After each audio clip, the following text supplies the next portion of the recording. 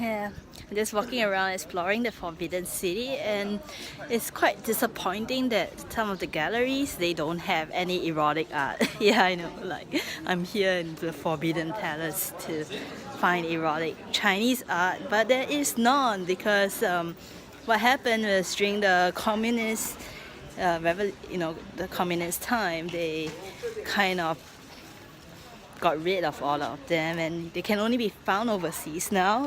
We have like Japanese erotic art available everywhere. You can kind of see them online and in museums, but Chinese erotic art, they have disappeared from the face of earth because the party they wanted to just like destroy them and they have no remnants of any of that. But the Chinese in history were the one who came up with the first pornographic books, actually, not the Japanese. The Japanese emulated Chinese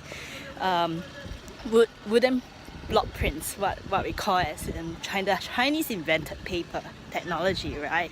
And when there was the emergence of the middle class, they wanted books, and not only books, they wanted erotic books with pictures of nudity and women, and it was kind of, if you were the middle class, to want and have a demand for that. That was before internet porn, right?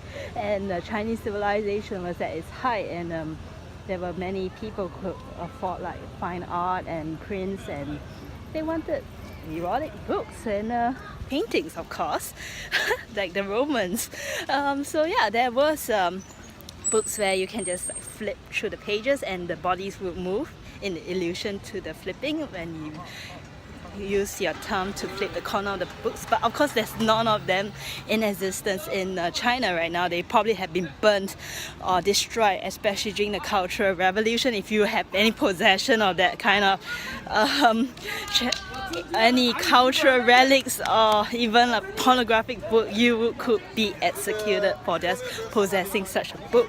So I believe there are many of these kinds of books in private collections and auction houses, probably in London or New York or even in Taiwan, maybe, where if they actually managed to get it over before because when the Kuomintang ran away from the communists, it was kind of a rush, so they left a lot of their possessions behind in China, and most of them went over to Taiwan without anything. Although they used to be very wealthy businessmen or intellectuals, they went to Taiwan with nothing and they had to start from scratch.